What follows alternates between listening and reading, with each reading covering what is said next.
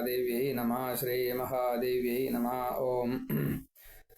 ശ്രീമദ്ദേവി മഹാഭാഗവതം 1-ാം സ്കന്ധം 4-ാം അധ്യായം. ഓം. അഥ ചതുർത്ഥോऽധ്യായം. ഋഷയ ഊചു. സൗമ്യ വ്യാസസ്യ ഭാര്യായാം കസ്യാം ജാത സുതശുക കഥം വാ കീദൃശോ യേന പഠിതേയം സുസംഹിത. സൂത, സൗമ്യനായിട്ടുള്ള സൂത, വ്യാസന്റെ ഏത് ഭാര്യയിലാണ് ഈ ശ്രീശുക ബ്രഹ്മർഷി പുത്രനായിട്ട് ജനിച്ചത്? അദ്ദേഹം എങ്ങനെ ഏത് പ്രകാരത്തിലാണ് ഈ പുരാണ സംഹിത പഠിച്ചത്? ഈ ചോദ്യത്തിന് കുറച്ചൊരു പ്രാധാന്യമുണ്ട്. ശ്രീശുക ബ്രഹ്മർഷി തീവ്ര പരിവ്രാജകനാണ്. പിന്നെ ഒരു വ്യാസന്റെ പത്നിയിലല്ല, അമ്മയിൽ നിന്നല്ല ഉണ്ടായത്. ഘൃതാചി എന്നുള്ള ഒരു അപ്സരസിൽ നിന്നാണ് ഉണ്ടായത്. അതും വ്യാസനെ കണ്ടപ്പോൾ പേടിച്ച് തത്തയായിട്ട് പറന്നു. അപ്പോൾ ആ തത്തയിൽ ചെറിയൊരു മോഹം ഉണ്ടായി. കുരുവി പക്ഷികളെ കണ്ടപ്പോൾ അവർ തമ്മിൽ കളിക്കുന്നത് കണ്ടപ്പോൾ അവർക്ക് ഇത്ര മോഹം ഉണ്ടെച്ചാൽ പിന്നെ എൻ്റെ ഒരു കാര്യം എന്തുകൊണ്ട് മനുഷ്യർക്ക് ഇങ്ങനെ സംഭവിച്ചുകൂടാ എന്ന് തോന്നിയപ്പോഴാണ് ഇതൊക്കെ സംഭവിച്ചത്. അപ്പോൾ തനിക്ക് പത്നിയില്ല, പിന്നെ എങ്ങനെയാ സന്താനം ഉണ്ടാവുക എന്നൊക്കെ സ്വതേ ചിന്തിച്ചു. എങ്കിലും പുത്രൻ വേണം എന്നുള്ള ഒരു ആഗ്രഹം ഉണ്ടായി. അങ്ങനെയാണ് ഈ ഭാര്യ അല്ലാതെ കണ്ട്, ഭാര്യ ഉണ്ടായിട്ടില്ല, ഭാര്യ സ്മരണ മാത്രമേ ഉണ്ടായിട്ടുള്ളൂ. ഘൃതാജി എന്നുള്ള അപ്സരസിനെ കണ്ടു. മഹാദേവന്റെ അനുഗ്രഹം കൊണ്ടാണ് അങ്ങനെ സംഭവിച്ചത്. ആ ഘൃതാജി ആവട്ടെ ഈ വ്യാസനെ കണ്ടപ്പോൾ കുറച്ചൊരു പേടിച്ച് പിന്നെ പറന്നു പോകണ്ടായത്, തത്തയായിട്ടാണ് പറന്നുപോയത്. അങ്ങനെ യാഗത്തിന് അരണി കളഞ്ഞ് അഗ്നി ഉണ്ടാക്കാൻ വേണ്ടിയിട്ട് ശ്രമിക്കുമ്പോഴാണ് ഈ ഓർമ്മ വന്നത്. അപ്പോൾ വ്യാസനിൽ നിന്ന് വീര്യം സ്ഖലിച്ച് അതിൽ അഗ്നിജാതനായിക്കൊണ്ട് ശ്രീശുക ബ്രഹ്മർഷി അവതരിച്ചു എന്നാണ്. അപ്പോൾ അരണീജാതനാണ്, അഗ്നിജാതനാണ്, യോനിജനല്ല. അപ്പോൾ ഭാര്യയിലല്ല ഉണ്ടായത്. പിന്നീട് പുരാണം എങ്ങനെയാ ശ്രീശുക ബ്രഹ്മർഷി പഠിച്ചത് എന്നാണ്. തീവ്ര പരിവ്രാജകനായതുകൊണ്ട്, ജന്മനാ തന്നെ വൈരാഗി ആയതുകൊണ്ട് ഒന്നിനും താല്പര്യം ഉണ്ടാകുന്നില്ല. സംഘം ഒഴിവാക്കാൻ വേണ്ടിയിട്ട് അവിടെ ഇവിടെ നിൽക്കൊന്നുമില്ല.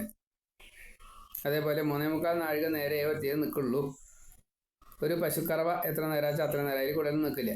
അപ്പം അങ്ങനത്തെ ഒരാളെങ്ങനെ ഈ ഭാഗവതം മുഴുവനെ പഠിച്ചത്? അതിന് കുറേ സമയം വേണ്ടേ? അയോനിജസ്ത്വയാ പ്രോക്ത തഥാ ച അരണിജ ശുക സന്ദേഹോസ്തി മഹാംസ്തത്ര കഥയാദ്യ മഹാമതേ ഗർഭയോഗി ശ്രുതപൂർവം ശുഗോ നാമ മഹാതപ കഥം ച പഠിതം തേന പുരാണം ബഹുവിസ്തരം. അപ്പോൾ ശുഗൻ അയോനിജനാണ്, അരണിജാതനാണ്, അങ്ങത് പറഞ്ഞിട്ടുണ്ട്. അപ്പോൾ കുറച്ചൊരു സംശയം തോന്നുന്നു, എങ്ങനെയൊക്കെ സംഭവിച്ചത് അത് പറയണേ. മഹാതപസ്യായിട്ടുള്ള ശുഗൻ അമ്മയുടെ ഗർഭത്തിൽ നിന്നാണ് ജനിച്ചത് എങ്കിലും യോഗിയാണ്.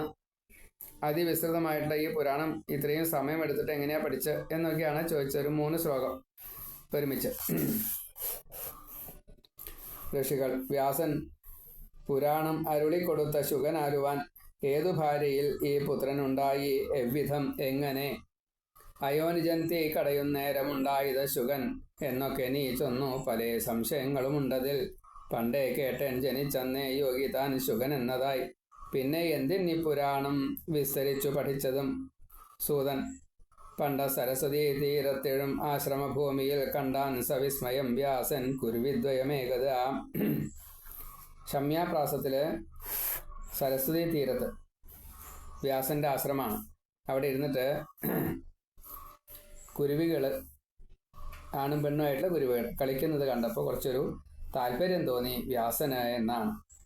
ഇവിടെ 1-ാമത്തെ സ്കന്ധത്തിലെ 4, 10, 14, 3 അധ്യായങ്ങളിലായിട്ട് ശ്രീശുക ബ്രഹ്മർഷിയുടെ ചരിത്രം പറയാം.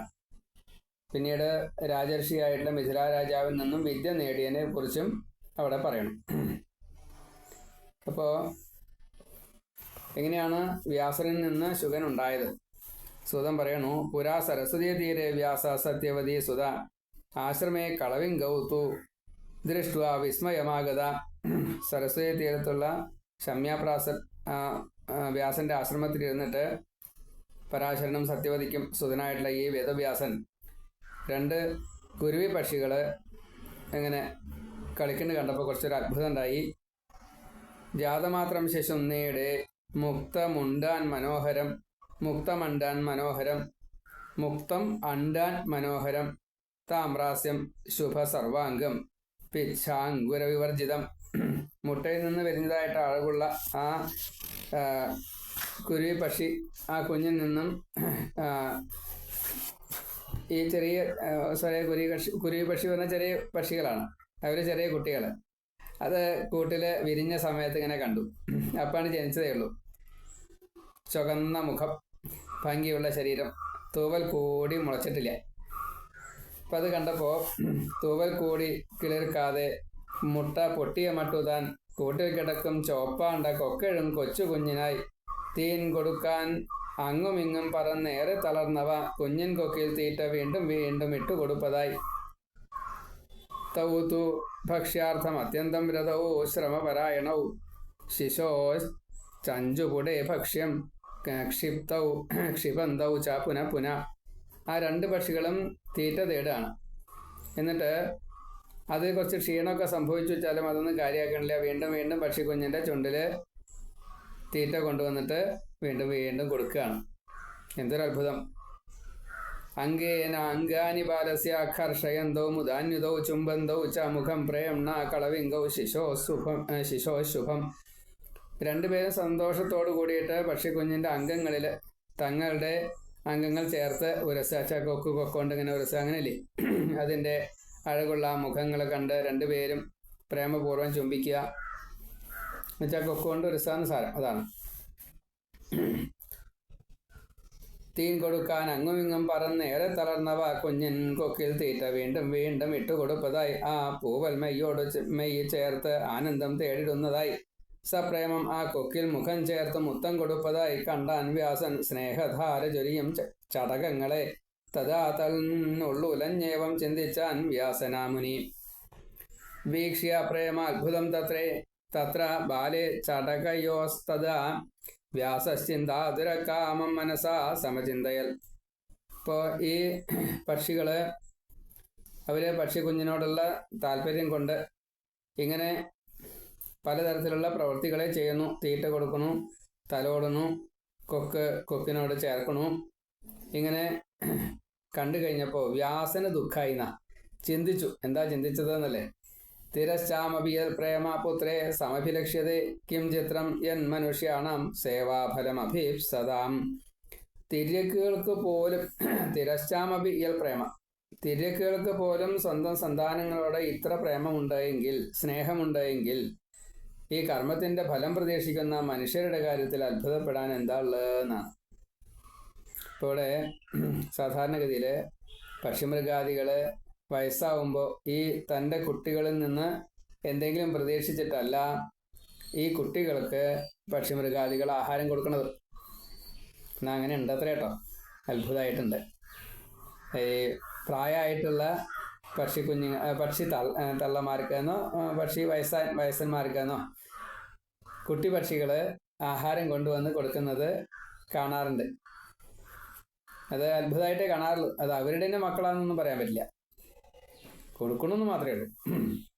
അതും സംഭവിക്കുന്നുണ്ട് എന്ന് സാരം. കലികാലമായതുകൊണ്ടാണോ അങ്ങനെ സംഭവിക്കണമെന്ന് ചോദിക്കരുത്, പണ്ടുണ്ടായിട്ടുണ്ടാവും. അപ്പോൾ തിര്യക്കുകൾക്കും തൻ കുഞ്ഞിൽ ഇത്ര വാത്സല്യമെങ്കിലോ സേവാഫലത്തെ ഇച്ഛിക്കും മർത്യർത്തൻ കഥയെന്തുവാൻ. ഇപ്പോൾ സാധാരണഗതിയിൽ മനുഷ്യന്മാർക്കാണ് ഈ പ്രതീക്ഷ തിരിച്ചു കിട്ടണം എന്നുള്ളൊരു പ്രതീക്ഷ ഉള്ളൂ. സാധാരണ പക്ഷിമൃഗാദികൾക്ക് അതില്ല. അപ്പോൾ ഇത് എന്തുകൊണ്ട് ഇങ്ങനെ സംഭവിക്കണം? അപ്പോൾ മനുഷ്യർ എത്ര ഇത് ചെയ്യും? ഇതൊന്നും ഇല്ലാതെ കണ്ട് ഈ പക്ഷികൾ ഇങ്ങനെ ചെയ്യണില്ലേ എന്നൊക്കെ ചിന്തിച്ചു. കിമേതൗ ചടകൗ ചാസ്യ വിവാഹം സുഖസാധനം വിരച്യ സുഖിനൗ സ്യാദാം ദൃഷ്ട്വാ വധ്വാ മുഖം ശുഭം. ഈ ദമ്പതികളെ പുത്രനെ കണ്ട ജീവിതസുഖത്തിന് ഉപായമായിട്ടുള്ള വിവാഹം ചെയ്ത് ആ വധുവിൻ്റെ ശുഭമായിട്ടുള്ള മുഖം കണ്ട് സന്തുഷ്ടരായി തീരുകയില്ലല്ലോ. കുഞ്ഞൻ വിവാഹം സുഖമായി നടത്തി തൃപ്തരായവർ പുത്രഭാര്യാമുഖം കണ്ട് മോദം ഉൾക്കൊള്ളുവനോ സദാ. കുട്ടികൾ വളർന്നു വലുതായിട്ട് അവർക്ക് കല്യാണമൊക്കെ കഴിച്ച് അവർക്ക് കുട്ടികളൊക്കെ ഉണ്ടായി അങ്ങനെയൊന്നും ഈ പക്ഷികൾ ചിന്തിക്കുക പോലും ചെയ്യുന്നുണ്ടാവില്ല. അഥവാ സുഹൃതം നേടാൻ പാരം ധർമ്മിഷ്ഠനായി മകൻ പിതാക്കൾ വൃദ്ധരാം നേരം പരിചര്യകൾ ചെയ്യുവനോ. വയസ്സാവണ കാലത്ത് ഈ പക്ഷിക്കുഞ്ഞുങ്ങൾ തിരിച്ച് ഈ വയസ്സായിട്ടുള്ള പക്ഷികൾക്ക് വേണ്ടിയിട്ട് ആഹാരം കൊണ്ടു നടക്കുക, ശുശ്രൂഷിക്കുക, അങ്ങനെയൊക്കെ ചെയ്യുന്നുണ്ടാവും. അതൊക്കെ പ്രതീക്ഷിച്ചിട്ട് അവർ ഇപ്പോൾ ഈ ആഹാരം കൊടുക്കുന്നത് ഒരിക്കലും അല്ല. അഥവാ വാർദ്ധകേ പ്രാപ്തേ പരിചര്യാം കരിഷ്യതി പുത്ര പരമധർമ്മിഷ്ഠ പുണ്യാർത്ഥം കളവിങ്കയോ. ഇപ്പോൾ പരമധർമ്മിഷ്ഠനായിട്ടുള്ള പുത്രൻ പുണ്യം നേടാൻ വേണ്ടിയിട്ട് വയസ്സുകാലത്ത് ഈ കുട്ടികളിൽ നിന്ന് ഈ രക്ഷിതാക്കൾക്ക് വേണ്ട ശുശ്രൂഷ അത് കിട്ടുന്ന അവർ പ്രതീക്ഷിക്കണില്ല. അർജയിത്വ അഥവാ ദ്രവ്യം പിതരവും തർപ്പയിഷ്യതി അഥവാ പ്രേതകാര്യാണി കരിഷ്യതി യഥാവിധി. ഇപ്പം നമ്മളൊക്കെ വെച്ചാൽ പിണ്ടം വയ്ക്കുകയൊക്കെ ചെയ്യും മരിച്ചു പോയാലേ. ഇവർ അങ്ങനെ ഒരു ചിന്തിക്കുമോ? ധാരാളം ധനമൊക്കെ സമ്പാദിച്ച അച്ഛനമ്മമാർക്ക് വേണ്ടിയിട്ട് ധനത്തെ കൊണ്ടു കൊടുക്കുക, അതുകൊണ്ട് അവർ കൂടുതൽ സന്തോഷിക്കുക. അവർ മരിക്കുന്ന സമയത്ത് മരണാനന്ത ക്രിയയൊക്കെ ചെയ്ത് ശ്രാദ്ധ പിണ്ടാദികളൊക്കെ ചെയ്യുക. അതൊന്നും അവർ ചെയ്യില്ല. അഥവാ വിത്തമാർജിച്ച പിതാക്കൾക്ക് കൊടുപ്പനോ അഥവാ പ്രേതകൃത്യങ്ങൾ വഴിപോൽ നിർവഹിപ്പനോ അഥവാ ഗയയിൽ പോയി ശ്രാദ്ധം ഊട്ടുവനോ മകൻ അഥവാ വിധി പോൽ നീലാശ്വത്തെ ബാലനയപ്പനോ അഥവാ കിം ഗയാശ്രാദ്ധം ഗത്വാ സംവിതരിഷ്യതി നീലോത്സർഗം ച വിധിവൽ പ്രകരിഷ്യതി ബാലക. ഗയയിൽ പോയിട്ട് ശ്രാദ്ധകർമ്മം ചെയ്യുക, ഇനി പിണ്ടം വയ്ക്കേണ്ടാത്ത രീതിയിൽ മുക്കുതി കൊടുക്കുക അച്ഛനമ്മമാർക്ക്. ഇതൊന്നും പക്ഷികൾ ചെയ്യില്ല. മനുഷ്യർക്ക് ഇതൊക്കെ പ്രതീക്ഷയുണ്ട്. ചെയ്തു വെച്ചാൽ ഭാഗ്യമായില്ലോ, ചെയ്തു വെച്ചാൽ ഭാഗ്യമായില്ലോ. പിന്നെ വിധി അനുസരിച്ച് നീലോത്സർഗവും ഈ ബാലം നിർവഹിക്കോ, അതായത് ഒരു മറ്റൊരു പിതൃകർമ്മം എന്തെങ്കിലും അവിടെ. പിന്നെ പ്രപഞ്ച സൗഖ്യങ്ങളിൽ വെച്ച് ഉത്തമം സുഖമോർക്കുകയിൽ കെട്ടി പുണർന്ന മകനെ ലാളിക്കുന്നതു തന്നെയാം. പഞ്ചേന്ദ്രിയ സുഖങ്ങളിൽ ഏറ്റവും പ്രധാനമാണ് അമ്മ ഈ ആറ് മാസം വരെയുള്ള പിഞ്ചു കുഞ്ഞുങ്ങളെ ആലിംഗനം ചെയ്ത് ലാളിക്കുന്നത്. സംസാരേത്ര സമാഖ്യാതം സുഖാനാം ഉത്തമം സുഖം പുത്രഗാത്ര പരിഷ്വങ്കോ ലാളനം ച വിശേഷത. ലോകജീവിതത്തിലെ സുഖങ്ങളിൽ ഏറ്റവും ഉത്തമമായിട്ട് പറയുന്നത് പുത്രനെ ആലിംഗനം ചെയ്യുക, വിശേഷിച്ചും അവനെ ലാളിക്കുക എന്നുള്ളതാണ്. ഇത് നിയമമാണ്, കാണലല്ല, കേൾക്കലല്ല, രുചിക്കലല്ല. അപ്പോൾ തൊടലാണ്. പക്ഷെ തൊടൽ എങ്ങനെയാ? പുത്രനെ, അല്ലാണ്ട് കാമുകന്മാർ തമ്മിലുള്ള ആശ്ലേഷമല്ല. പുത്രനെ ആലിംഗനം ചെയ്യലാണ്. ആ പിഞ്ചുമേനി അമ്മ സ്തന്യം കൊടുക്കുന്ന സമയത്ത് കെട്ടിപ്പിടിച്ചുകൊണ്ട് ആ സുഖത്തിനാണ് പഞ്ചേന്ദ്രിയ സുഖങ്ങളിൽ ഏറ്റവും പ്രാമുഖ്യം എന്ന് എല്ലാ ഋഷികളും വേദങ്ങളും ഒക്കെ അംഗീകരിച്ചിട്ടുണ്ട്. അപ്പോൾ ഇവിടെ പക്ഷികളും അത് ചെയ്യണം. ഇനി സ്വയം ചിന്തിക്കുകയാണ് വ്യാസൻ. അപുത്രസ്യ ഗതിർന്ന അസ്തി സ്വർഗോ നൈവച പുത്രാത് അന്യതര നാസ്തി പരലോകസ്യ സാധനം. അങ്ങനെ ഒരു ചെറിയ നിയമമുണ്ട്. ദേവകടം വീട്ടണം, പിതൃകടം വീട്ടണം, ഋഷികടം വീട്ടണം, എന്നാലേ മുക്തിയുള്ളൂ എന്ന്. അപ്പോൾ പിതൃകടം വീട്ടാൻ വേണ്ടിയിട്ട് പുത്രന്മാരുണ്ടാവുക വേണ്ട. അവർ ശ്രാദ്ധപിണ്ടാദികൾ ചെയ്താലേ മുക്തി കിട്ടുള്ളൂ. അതായത് അതിൻ്റെ ഒരു നിയമമാണ്. അപ്പോൾ പുത്രനില്ലാത്തവന് സ്വർഗം കിട്ടില്ല. പുത്രനെ പോലെ പരലോക പ്രാപ്തിക്ക് സഹായിക്കുന്ന മറ്റൊരു വ്യക്തിയും ഇല്ല. ദേവന്മാർ പോലും പുത്രനെ പോലെ സഹായിക്കില്ല എന്നാണ്. പ്രപഞ്ച സൗഖ്യങ്ങളിൽ വെച്ച് ഉത്തമം സുഖമോർക്കുകയിൽ കെട്ടി പുണർന്ന മകനെ ലാളിക്കുന്നത് തന്നെയാം. മക്കളില്ലാത്തവർക്ക് വിണ്ണോ മുക്തിയോ നാസ്തി നിർണയം. പരലോകത്തിന് ആ പുത്രനല്ലാതില്ല അന്യസാധനം. മന്വാദി മുനിമാർ ചൊല്ലൂ ധർമ്മശാസ്ത്രത്തിൽ ഇങ്ങനെ മക്കളുള്ളോർ വിണ്ണണയും ഇല്ലാത്തോരണയാ ദൃഢം. പ്രത്യക്ഷമാണ്, അത് ഊഹിച്ചിട്ട് അറിയാനൊന്നുമില്ലതിൽ. പാപമുക്തൻ പുത്രവാൻ എന്ന ആപ്തവാക്യം സനാതനം പ്രമാണമായിട്ട് പറയാണ്. എന്താണ്? മന്വാദിഭിശ്ച മുനിഭി ധർമ്മശാസ്ത്രേഷു ഭാഷിതം പുത്രവാൻ സ്വർഗമാപ്നോതി നാപുത്രസ്തു കഥഞ്ചന ദൃശ്യത്തെ എത്ര സമക്ഷം തത് ന അനുമാനേന സാധ്യതേ പുത്രവാൻ മുച്യതേ പാപാത് ആപ്തവാക്യം ച ശാശ്വതം. പുത്രനുള്ളവർക്കേ സ്വർഗം കിട്ടുള്ളൂ, പുത്രനില്ലാത്തവർക്ക് അതൊരിക്കലും ലഭിക്കില്ല. മനു തൊട്ടുള്ള മഹർഷിമാര് സ്മൃതികളില് ധർമ്മശാസ്ത്രങ്ങളിൽ അത് പറഞ്ഞിട്ടുണ്ട്. അതിവിടെ പ്രത്യക്ഷമായിട്ട് തന്നെ കാണും ചെയ്യാം. അതിന് അനുമാനോ ഊഹോ ഇതൊന്നും വേണ്ട. പുത്രനുള്ളവൻ പാപത്തിൽ നിന്ന് മുക്തനാകും എന്ന കാര്യത്തില് ആപ്തവാക്യം നിലനിൽക്കുന്നുണ്ട് എന്ന് സാരം. ഇപ്പൊ ഇവിടെ ഇവരിങ്ങനെ ലാളിക്കുന്നു, അതെന്തിനു വേണ്ടിയിട്ടാ അറിയില്ല. അപ്പൊ മനുഷ്യരുടെ കാര്യം എങ്ങനെയാ, ഇത് ഇല്ലാണ്ട് എങ്ങനെയാ, എനിക്ക് കുട്ടികളില്ലല്ലോ എന്നുള്ള ചിന്ത വന്നു വ്യാസന് എന്നാണ്. മൃത്യുകാലത്തു ദീനത്താൽ മണ്ണാം മെത്തയില നരൻ വീണുകേഴും പുത്രനില്ല അതുള്ള ഒര ദുഃഖ ചിന്തയാൽ ആതുരോ മൃത്യുകാലേവി ഭൂമിശയ്യാഗതോ നര കരോതി മനസാ ചിന്താം ദുഃഖിത പുത്രവർജിത.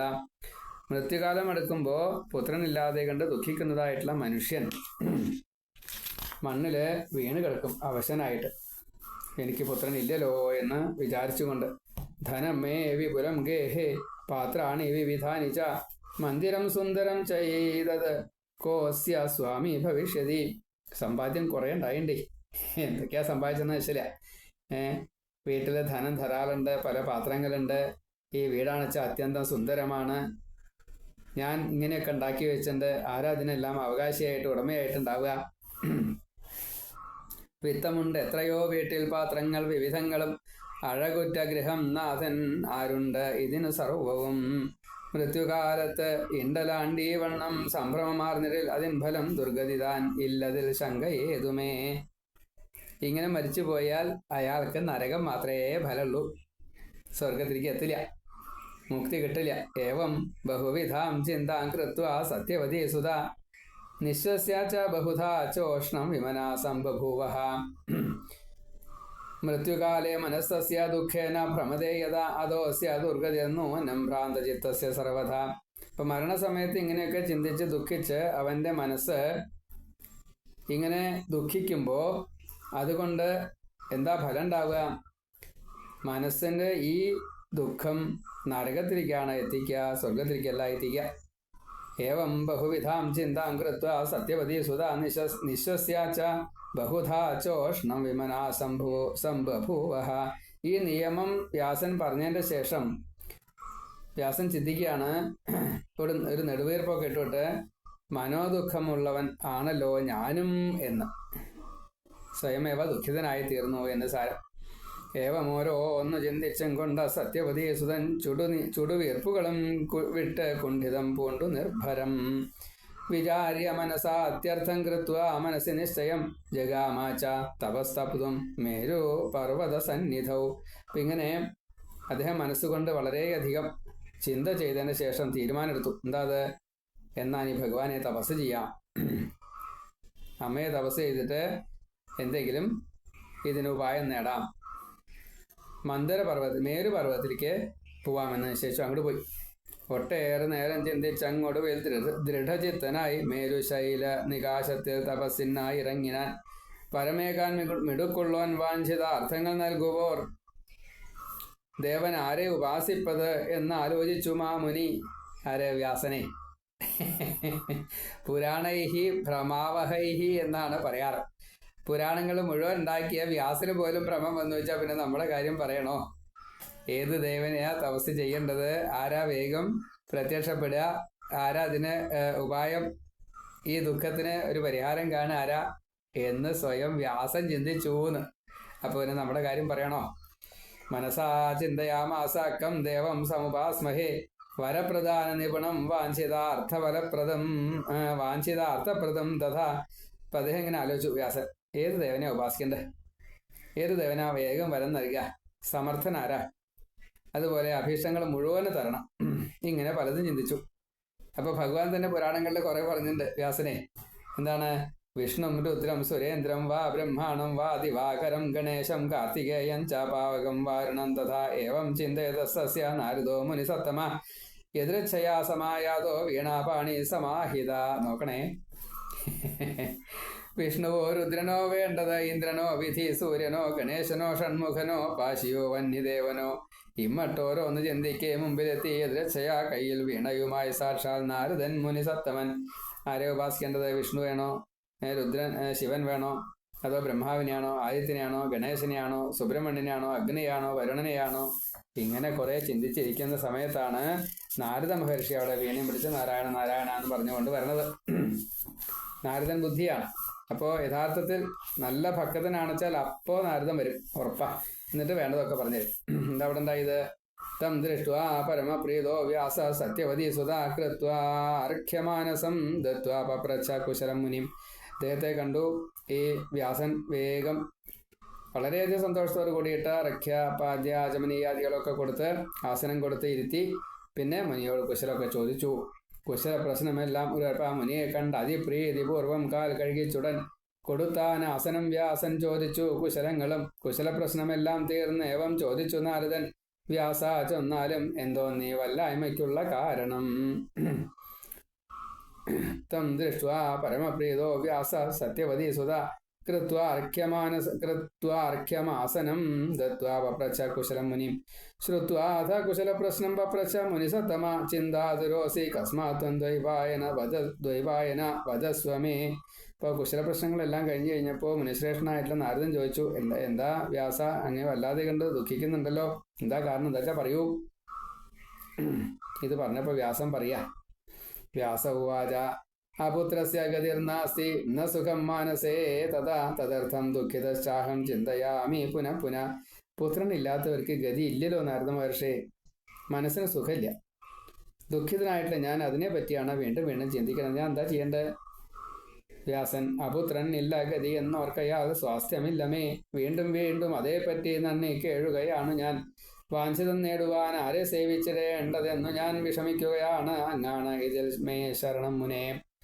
തപസാ തോഷയാമ്യദ്യാക്കം ദേവം വാഞ്ചിതാർത്ഥതം ഇത് ചിന്താതുരോസ്മ്യദ്യ ത്വാമഹം ശരണം ഗത. അപ്പോൾ അഭീഷ്ടപ്രദനായിട്ടുള്ള ഏത് ദേവനെയാണ് തപസ് കൊണ്ട് ഞാൻ സന്തോഷിപ്പിക്കേണ്ടത്? ഇത് ഓർത്ത് ഞാൻ വല്ലാതെ കണ്ട് ചിന്തിച്ചു കൊണ്ടിരിക്കുകയാണ്. ഇപ്പോൾ അങ്ങ് വന്നുല്ലോ, ഞാൻ ദാ അങ്ങേ ശരണം പ്രാപിക്കുന്നു, എനിക്ക് പറഞ്ഞു തരൂ.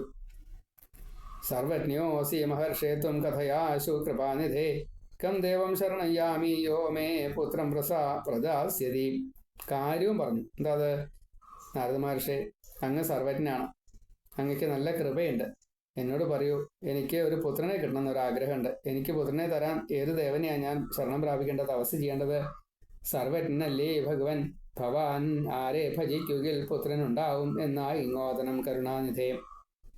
അപ്പൊ നാരദം ഈ സൂതം പറയാണ്, ഏവം ചോദിക്കവേ വേദവിത്താം നാരദമാമുനി മഹാത്മാവ് ബോധിനാൻ വ്യാസൻ തന്നോടായി പ്രീതി വായ്പെടും. വ്യാസൻ ഇതൊക്കെ ചെയ്തുള്ള ആളാണ്, നാരദൻ സർവജ്ഞനാണ്. എന്നിട്ട് അവര് തമ്മിൽ ഇങ്ങനെ ഒരു ദുഃഖം വന്നു കഴിഞ്ഞപ്പോൾ അവിടെ ഹാസോ അല്ലെങ്കിൽ മറ്റേതെങ്കിലും തരത്തിലുള്ള ഒന്നും ഉണ്ടായിട്ടില്ല. അവിടെ താൽക്കാലികമായിട്ടുള്ള ഈ വ്യസനത്തിന് കാരണം എന്തോ അതിനെ പരിഹരിക്കാൻ വേണ്ടിയിട്ട് നാരദൻ നന്നായിട്ട് തന്നെ പറഞ്ഞു കൊടുത്തു എന്നാണ് സൂതൻ പറയാ. ഇത് വ്യാസേന പൃഷ്ടസ്തു നാരദോ വേദവിൻ മുനി ഉവാച പരയാ പ്രീത്യ കൃഷ്ണം പ്രതി മഹാമനാഹ.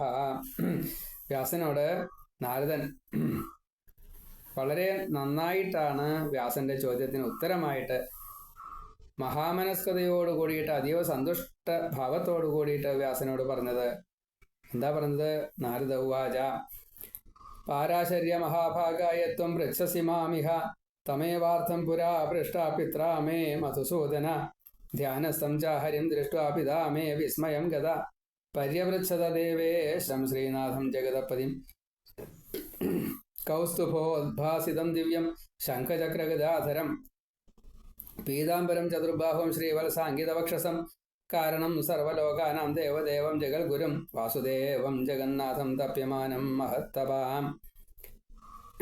മഹാഭാഗ്യവാനായിട്ടുള്ള വ്യാസഭഗവാനെ, അങ്ങ് നാരദൻ പറയാ, എന്നോട് ചോദിച്ചപ്പോൾ ഈ ചോദ്യം ഉണ്ടല്ലോ, ഇതേ ചോദ്യം തന്നെ പണ്ട് ഞാൻ എൻ്റെ പിതാവായിട്ടുള്ള ബ്രഹ്മാവിനോട് ഭഗവാൻ അച്ഛൻ ആരെയാണ് ചിന്തിക്കുന്നത് എന്ന് ഞാൻ ചോദിച്ചു. അപ്പോൾ ബ്രഹ്മാവ് എന്നോട് പറഞ്ഞത് ഞാൻ മഹാവിഷ്ണുവിനെയാണ് ചിന്തിക്കുന്നത് എന്നാണ്. ദേവദേവനായിട്ടുള്ള ശ്രീനാഥനായിട്ടുള്ള ജഗത്തിൻ്റെ അധിപനായിട്ടുള്ള കൗസ്തുഭ രത്നം കഴുത്തിൽ കെട്ടിയതായിട്ടുള്ള ആ രത്നം കൊണ്ട് ശോഭിക്കുന്നതായിട്ടുള്ള ദിവ്യനായിട്ടുള്ള ശംഖുചക്ര ഗദാദികൾ ധരിച്ചതായിട്ടുള്ള പീതാംബരധാരിയായിട്ടുള്ള ചതുർബാഹു വിഷ്ണു, മാരിടത്തിലെ ശ്രീവത്സം എന്നുള്ള മറുക്, സർവ്വലോകത്തിനും കാരണഭൂതനായിട്ടുള്ള ദേവദേവനായിട്ടുള്ള ജഗദ്ഗുരുവായിട്ടുള്ള വാസുദേവനായിട്ടുള്ള ജഗന്നാഥനായിട്ടുള്ള ആ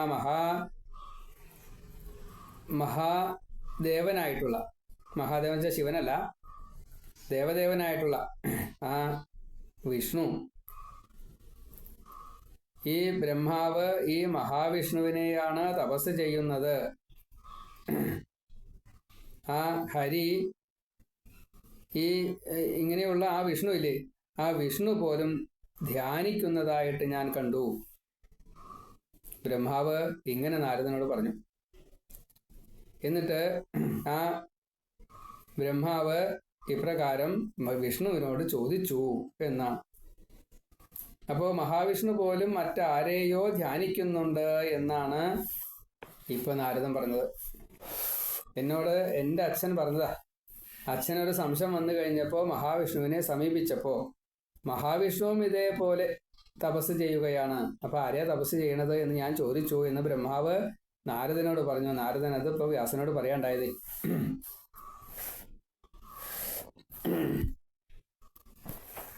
ഇവിടെ നാരദൻ പറഞ്ഞു, നാരദൻ പാരാശര്യ മഹാഭാഗ, നിന്റെ ഈ ചോദ്യം അപ്പടി പണ്ടൻ അച്ഛൻ മഹാവിഷ്ണുവോടും ചോദിച്ചിരുന്നതാ.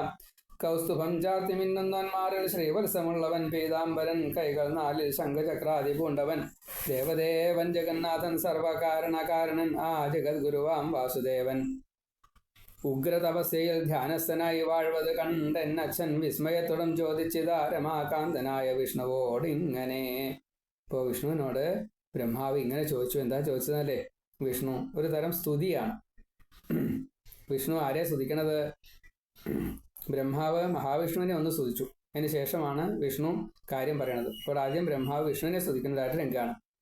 ബ്രഹ്മാവ് ദേവദേവ ജഗന്നാഥ കാലാതീത രമാപദേ, ഈ തപസ് എന്തിനായി അങ്ങേക്കെന്തേ ധ്യാനിപ്പതും മുനെ, ഈ തപസ് എന്തിനായി അങ്ങേക്കെന്തേ ധ്യാനിപ്പതും ഭവാൻ. ആശ്ചര്യമാവുന്നത് എനിക്ക് അങ്ങോ മൂലോകനായകൻ, ധ്യാനിച്ചിരിക്കയോ നെയ്യും എന്തിതിൽ പരമത്ഭുതം. എല്ലാം സൃഷ്ടിക്കുമീ ഞാനും നിന്ന അഭികമലോത്ഭവൻ, നിന്നിലും മീതയാം ദേവനാരെന്നോതുകമാപതേ. നന്നുന്നേൻ നിന്നെ ഞാൻ സർവഹേതുവും സർവകാര്യവും കർത്താവുമാദ്യനും രക്ഷാനാശകാരിയുമായി പ്രഭോ. ഭഗവാന്റെ നാഭിയിൽ നിന്നാണ് ഞാനായ ബ്രഹ്മാവുണ്ടായത്. എൻ്റെ ഭ്രൂമധ്യത്തിൽ നിന്നാണ് മഹാദേവൻ ഉണ്ടായത്. അപ്പം ഞങ്ങൾക്കൊക്കെ ഭഗവാനെ വിഷ്ണുവാണ്. ഭഗവാനായിട്ടുള്ള വിഷ്ണു അങ്ങാണല്ലോ ഞങ്ങൾക്കൊക്കെ നാഥൻ. പിന്നെ അങ്ങ് ആരെയാ സ്തുതിക്കണത്, ധ്യാനിക്കണത്, തപസ് ചെയ്യണത്? നിന്നാജ്ഞയാൽ ഈ ലോകം ഞാൻ സൃഷ്ടിപ്പൂ ലോകനായക, നിന്നാജ്ഞയാൽ താൻ ഹരണം തക്കപ്പോൾ സംഹരിക്കയാം. വാനിൽ ചരിക്കുന്നു സൂര്യൻ, കാറ്റടിപ്പൂ ശുഭാശുഭം, കത്തുന്നു തീ മാരി പെയ്തിടുന്നു നിന്നാജ്ഞയൊന്നിനാൽ. ധ്യാനിപ്പതാരേ നീ കൂടി പാരം സംശയമുണ്ടുമേ, മൂലോകത്തിലും അങ്ങേക്കാൾ മീതെ കണ്ടില്ലൊരാളെയും. ദയ ചെയ്തോതുക അങ്ങ് ഇങ്ങേ ഭക്തൻ ഞാനിഹ സൂറത, പ്രായണ ഗോപ്യമല്ലൊന്നും മഹാന്മാർക്ക് എന്നു താൻ സ്മൃതി. ഇപ്പോൾ നാരദൻ വിഷ്ണുവിനെ സ്തുതിക്കുകയാണ്. ബ്രഹ്മാവ് വിഷ്ണുവിനെ സ്തുതിക്കുകയാണ്. ബ്രഹ്മോവാച ദേവദേവ ജഗന്നാഥ ഭൂതഭവ്യ ഭവൽ പ്രഭോ, തപശ്ചരസി കസ്മാത്വം കിം ധ്യായസി ജനാർദ്ദന. മൂന്ന് ലോകങ്ങൾക്കും പ്രഭുവായിരിക്കുള്ള ജഗന്നാഥനായിട്ടുള്ള ഭഗവാൻ വിഷ്ണു, അങ്ങ് തപസ് ചെയ്യാൻ എന്താ കാരണം? അല്ലയോ ജനാർദ്ദന, അങ്ങ് എന്തിനെയാണ്, ആരെയാണ് ധ്യാനിക്കുന്നത്?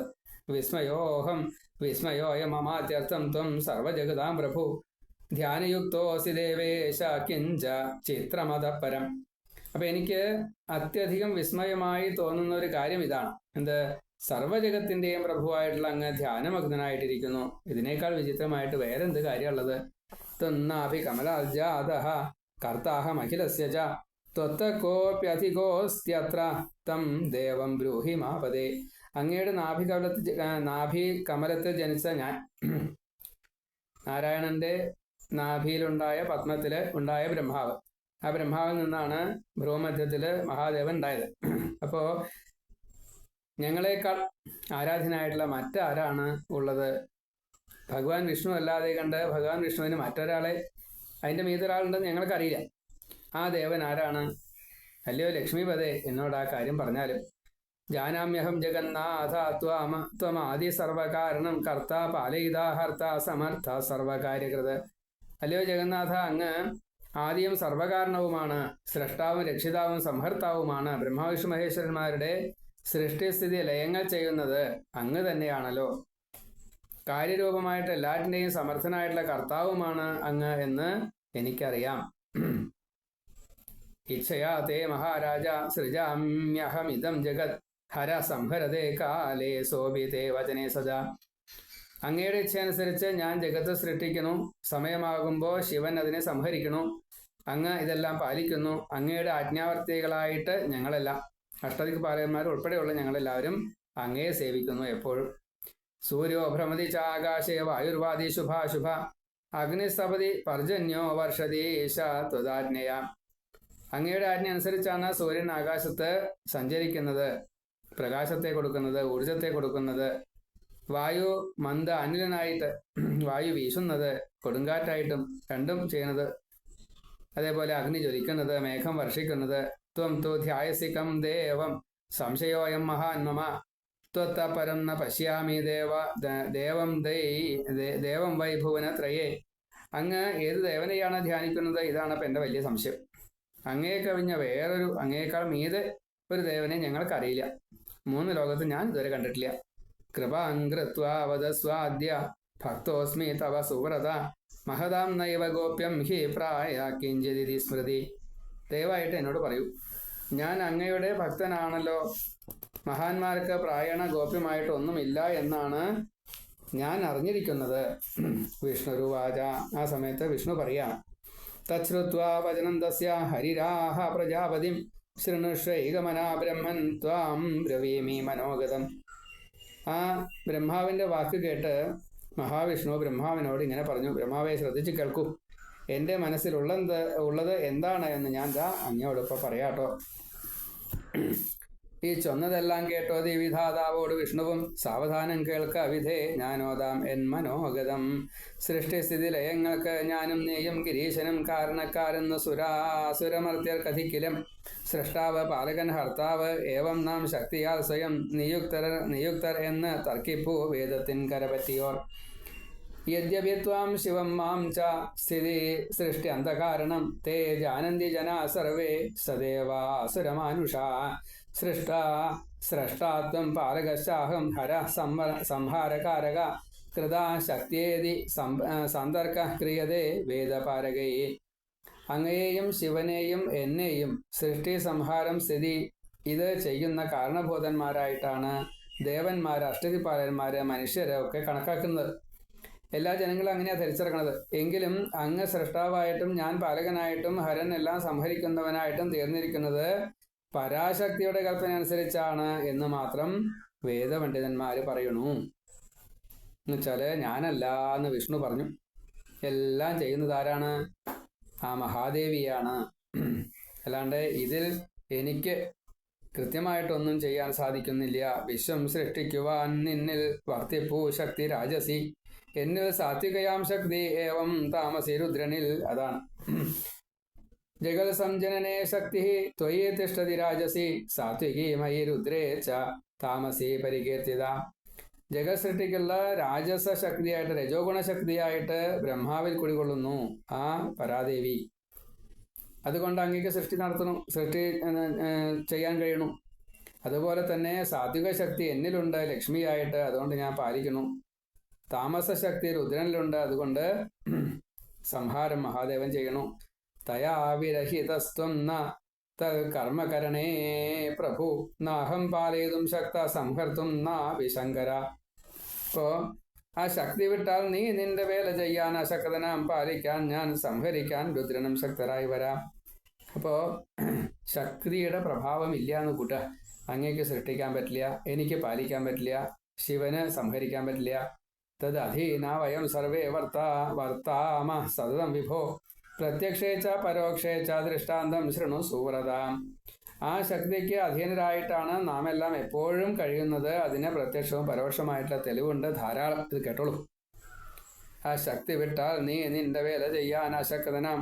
പാലിക്കാൻ ഞാൻ, സംഹരിക്കാൻ രുദ്രനും ശക്തരായി വരാം. ശക്തിക്ക് അധീനരായി നമ്മൾ എന്നും വർത്തിക്കയാം വിഭോ. പരോക്ഷമായും പ്രത്യക്ഷമായും ദൃഷ്ടാന്തമോതുവൻ.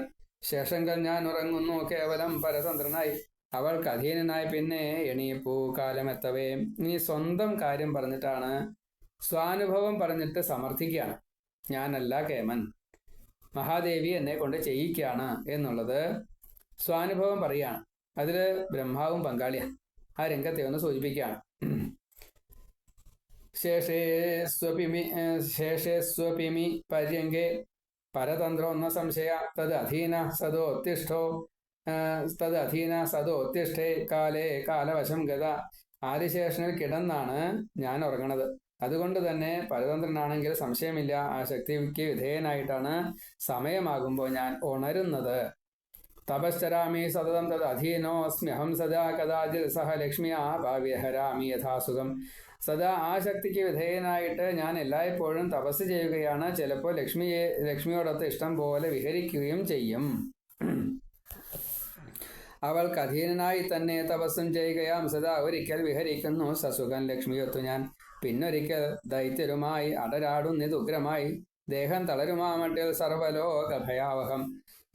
കഥാചിത് ദാനവൈ സാർത്ഥം സംഗ്രാമം പ്രകരോമ്യഹം. ദാരുണം ദേഹമദനം സർവലോക ഭയങ്കരം. ഇപ്പം ചിലപ്പോൾ ദാനവന്മാരായിട്ട്, ദൈത്യന്മാരൊക്കെ ആയിട്ട്, അസുരന്മാരായിട്ട്, രാക്ഷസന്മാരായിട്ട് യുദ്ധം ചെയ്യണം. ലോകത്തെ പോലും ഭയപ്പെടുത്തുന്ന രീതിയിലാണ് ക്ലേശത്തെ ഞാൻ അനുഭവിച്ചുകൊണ്ട് ഈ ഭയങ്കരമായിട്ടുള്ള യുദ്ധം ചെയ്യേണ്ടി വരണത്. പ്രത്യക്ഷം തവ ധർമ്മജ്ഞ തസ്മിന്നേ കാർണവേ പുരാ 5 വർഷ സഹസ്രാണി ബാഹുയുദ്ധം മയാകൃതം. ധർമ്മിഷ്ഠനായിട്ടുള്ള, ധർമ്മം അറിയുന്നതായിട്ടുള്ള ബ്രഹ്മാവെ അങ്ങ് നേരിട്ട് കണ്ടതാണല്ലോ. പണ്ട് പ്രളയജലത്തിൽ നിന്നുകൊണ്ട് ഞാൻ 5000 വർഷമല്ലേ ബാഹുയുദ്ധം, മുഷ്ടിയുദ്ധം ചെയ്തത്. പണ്ടെല്ലാം അഴിയിൽപ്പെട്ട കാലം ഓർക്കുന്നിതോ ഭവാൻ. 5000 വർഷമല്ലി മല്ലയുദ്ധം നടത്തി ഞാൻ. എൻ കർണമലജാതന്മാർ മധു കൈടഭ ദൈത്യരെ മധുഗർഭിതരെ ദേവി കനിഞ്ഞല്ലി വധിച്ചു ഞാൻ. എൻ്റെ ചെവിയിൽ നിന്നും ചെപ്പിക്കാട്ടത്തു നിന്നുണ്ടായിട്ടുള്ള 2 അസുരന്മാര്, മധുവും കൈടഭനും, അന്ന് ബ്രഹ്മാവിനെ വധിക്കാൻ വേണ്ടി വന്നു കഴിഞ്ഞപ്പോൾ ബ്രഹ്മാവ് എന്നെ ശരണം പ്രാപിച്ചു. എനിക്കൊന്നും ചെയ്യാൻ പറ്റിയില്ല. ഭദ്രകാളിയെ ശരണം പ്രാപിച്ചു. ആ ഭദ്രകാളിയല്ലേ എന്നെ കൊണ്ട് 5000 വർഷം യുദ്ധം ചെയ്യിച്ച മധുകൈടവന്മാരെ വധിപ്പിച്ചത്. അങ്ങക്ക് അറിയില്ലേ അത്? തൗ കർണമലജൗ ദൃഷ്ടൗ ദാനവൗ മധുഗർവിതൗ ദേവദേവ്യാ പ്രസാദേന നിഹതൗ മധുകൈടഭൗ. ദുഷ്ടന്മാരായിട്ടുള്ള, അഹങ്കാരഗർഭിതരായിട്ടുള്ള എൻ്റെ കർണമലത്തിൽ നിന്ന് ജനിച്ചതായിട്ടുള്ള മധുകൈടഭ അസുരന്മാര് ദേവീപ്രസാദത്താൽ മാത്രമാണ് എനിക്ക് അവരെ കൊല്ലാൻ സാധിച്ചത്. മഹാവിഷ്ണുവിൻ്റെ 2 ചെവികളിൽ നിന്നും ഒലിച്ച് ചാടിയ കർണമലത്തിൽ നിന്നാണ് മധുകൈടവന്മാരുടെ ജനനം. 5000 വർഷം യുദ്ധം ചെയ്തിട്ടും വിഷ്ണുവിന് അവരെ ജയിക്കാൻ സാധിച്ചില്ല. അപ്പോൾ വിഷ്ണു ദേവിയെ പൂജിച്ചു, സ്തുതിച്ചു. അങ്ങനെ ദേവിയുടെ പ്രസാദം കൊണ്ടാണ് അവരെ നിഗ്രഹിക്കാൻ സാധിച്ചത്. ആ ഭദ്രകാളി ഇല്ലാച്ചാൽ ഞാനെന്താ ചെയ്യുക? ആ പരാൽപരമാം ശക്തിരൂപം നിഖില കാരണം നേരിൽ താൻ കണ്ടതല്ലേ നീ വീണ്ടും ചോദിപ്പതെന്തിനായി? തഥാ ത്വയാ ന കിം ജ്ഞാതം കാരണം തോ പരാൽപരം ശക്തിരൂപം മഹാഭാഗ കിം പൃച്ഛസി പുനഃ പുനഃ. അന്ന് അങ്ങ് പറഞ്ഞില്ലേ പരമകാരണം ആയിരിക്കുന്നത് ശക്തിരൂപിയായിട്ടുള്ള ഈ മഹാകാളിയാണ്.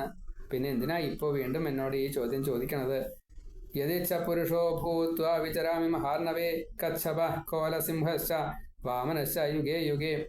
എനിക്ക് എത്ര അവതാരങ്ങളാ ഇഷ്ടമില്ലാതെ കണ്ട് സ്വീകരിക്കേണ്ടി വരണത്.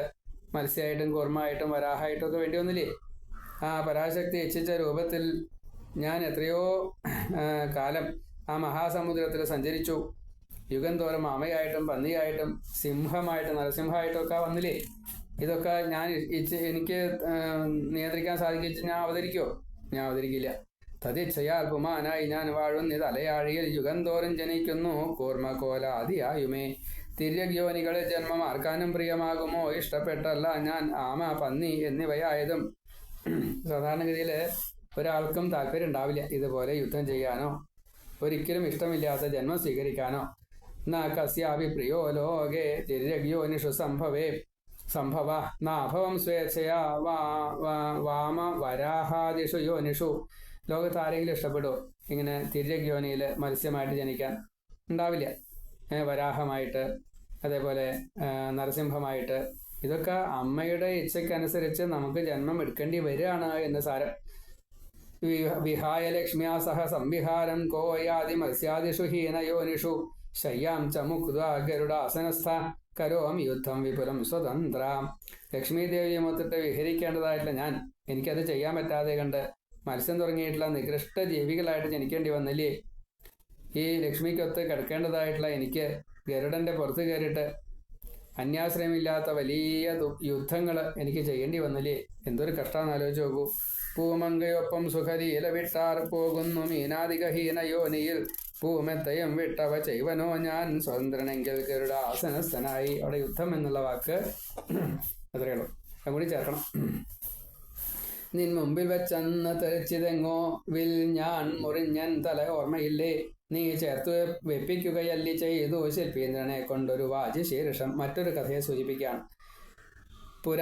പുരസ്തേജ ശിരോമതീയം ഗതം ധനുർജ്യാസ്ഖലനാൽ ക്വചാപി ത്വയാ തദാ വാജിശിരോ ഗൃഹീത്വാ സംയോജിതം ശില്പി വരേണ ഭൂയ. ഹേ അജ, ബ്രഹ്മാവിനെ വിളിക്കുകയാണ്.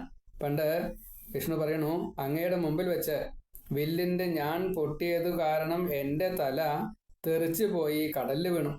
വിഷ്ണുവിൻ്റെ തല ഈ വില്ലിൻ്റെ ഞാണങ്ങോട്ട് മുറിഞ്ഞു കഴിഞ്ഞപ്പോൾ വില്ലിൽ തല വെച്ച് കിടന്നുറങ്ങുന്ന ആ വിഷ്ണുവിൻ്റെ തല അങ്ങോട്ട് തെറിച്ചു, ഉടലിൽ നിന്ന് വേർപെട്ട് കടലിൽ പോയിട്ട് വീണു. അപ്പോൾ ശില്പി പ്രമുഖനായിട്ടുള്ള ഈ വിശ്വകർമാവല്ലേ ആ തല, ഒരു കുതിരത്തല കൊണ്ടുവന്നിട്ട് എൻ്റെ ശിരസിൽ കൂട്ടിച്ചേർത്ത് തന്നിട്ട് അല്ലേ ഞാൻ ഹയഗ്രീവനായത്. ലേശം എനിക്ക് സ്വാതന്ത്ര്യം ഉണ്ടെങ്കിൽ ഞാനങ്ങനെ ചെയ്യോ? ഞാനതിന് സമ്മതിക്കോ? അപ്പോൾ സ്വതന്ത്രനല്ലേയുള്ളോനും ശക്തിക്ക് അധീനനാം. ആ ശക്തി തന്നെ നിത്യം ധ്യാനിപ്പൂ ഞാൻ ചതുർമുഖ. അവൾക്കു മീതയായി കാണുന്നില്ല ഞാൻ ആരെയും വിധേ. ഹയാനനോഹം പരികീർത്തിതശ്ച പ്രത്യക്ഷമേതത്തവ ലോകകർത്ത വിഡംബനേയം കില ലോകമധ്യേ കഥം ഭവേദാത്മപരോ യതി സ്യാത്.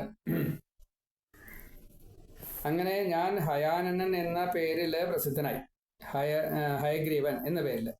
അല്ലയോ ബ്രഹ്മാവേ, ഇത് അങ്ങ് നേരിട്ട് കണ്ടതാണല്ലോ. ഇതെല്ലാം ലോകബോധ്യത്തിനുള്ള കബളിപ്പിക്കലല്ലേ? സ്വതന്ത്രനായിരുന്നു എങ്കിൽ ഞാൻ ഇതൊക്കെ ചെയ്യോ? ഇങ്ങനെയൊക്കെ സംഭവിക്കോ? അപ്പോൾ വളരെയധികം വിഷമിച്ചിട്ടാണ് ഇങ്ങനെയൊക്കെ പറയണത് എന്ന് സാർ. തസ്മാന്നാഹം സ്വതന്ത്രോസ്മി ശക്തി അധീനോസ്മി സർവഥാ ത്വമേവ ശക്തിം സതതം താമേവ ശക്തിം സതതം ധ്യായാമി ച നിരന്തരം. അതുകൊണ്ട് ഞാൻ സ്വതന്ത്രനല്ല, എല്ലാവിധത്തിലും പരാശക്തിക്ക് അധീനനാണ്. ആ ശക്തിയെ തന്നെ എപ്പോഴും ഞാൻ തുടർച്ചയായിട്ട് ധ്യാനിക്കുകയും ചെയ്യുന്നു. നാദ പരതരം കിഞ്ചിൽ ജാനാമി കമലോത്ഭവ ഇത്യുക്തം വിഷ്ണുനാ തേന പത്മയോനേ സ്തു സന്നിധൗ. ഇങ്ങനെ കമലോത്ഭവ, ഇതിൽ കൂടുതലായിട്ട് ഞാൻ എന്താ ഒന്ന് പറയാനുള്ളത്? എനിക്കൊന്നും അറിഞ്ഞുകൂടാ. ബ്രഹ്മാവിൻ്റെ സന്നിധിയിൽ വെച്ച് വിഷ്ണു പറയുക ആണ് ഉണ്ടായത്, ഇങ്ങനെയൊക്കെ പറയണ്ടായി എന്ന് പറയാണ് നാരദൻ. ആ വിഷ്ണുതാൻ പത്മയോനി തൻ മുമ്പിൽ ചൊന്നിതിങ്ങനെ എന്നോട കഥ എന്നച്ഛൻ ചൊന്നു തന്നു മുനീശ്വരാം. ഇപ്പൊ നാരദൻ വ്യാസനോട് പറയാണ്. നാരദോവാച തേനാച്ചാപ്യഹമുക്തോസ്മി തഥൈവ മുനിപുംഗവ തസ്മാത്വമപി കല്യാണ പുരുഷാർത്ഥാപ്തിഹേതവേ അസംശയം ഹൃദംഭോജേ ഭജ ദേവി പദാംബുജം സർവം ദാസ്യതി സാ ദേവി യദ്യദിഷ്ടം ഭവേത്തവ. ഇപ്പൊ വിഷ്ണു പറഞ്ഞ പ്രകാരം തന്നെ എൻ്റെ പിതാവായിട്ടുള്ള ബ്രഹ്മദേവൻ എന്നോടും പറഞ്ഞു. അതുകൊണ്ട് സംശയിക്കേണ്ട വ്യാസദേവ, അങ്ങും ഈ ഹൃത്കമലത്തിൽ ഹൃദയത്തില് ദേവീ തൃപ്പാദങ്ങൾ തന്നെ ഭജിച്ചുകൊള്ളൂ. അങ്ങേക്ക് അഭീഷ്ടമെന്തോ അതെല്ലാം ആ ദേവി സാധിപ്പിച്ചു തരുക തന്നെ ചെയ്യും.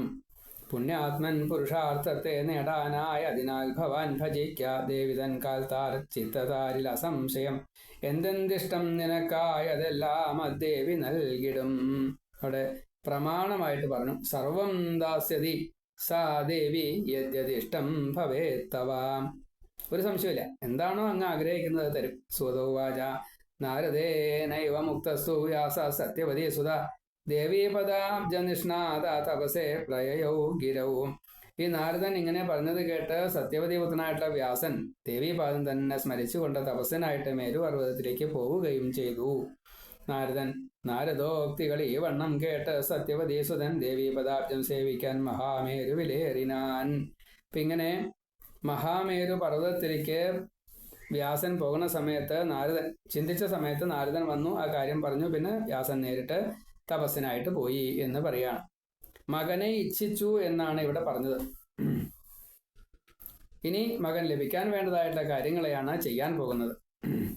ഇത് ശ്രീദേവി ഭാഗവതേ പ്രഥമസ്കന്ധേ ചതുർത്ഥോ അധ്യായ സമാപ്ത. സർവത്ര ശ്രീമദ്ദേവി നാമസങ്കീർത്തന. ശ്രീ മഹാദേവിയെ നമ. ദേവി മഹിമാനുവർണ്ണനം എന്ന 4-ാം അധ്യായം സമാപ്തം. ഇനി അടുത്ത അധ്യായം ഹയഗ്രീവാവതാരം, അതേപോലെ സരസ്വതി പ്രത്യക്ഷാവുന്നത്, വേദസാരസ്തുതി, വലിയൊരു അധ്യായമാണ്. 112 ശ്ലോകങ്ങളുണ്ട്. അത് നമുക്ക് 2-3 ഭാഗങ്ങളായിട്ട് പറയാം. സർവത്ര ശ്രീമദ്ദേവി നാമസങ്കീർത്തനം. ശ്രീ മഹാദേവിയെ നമ.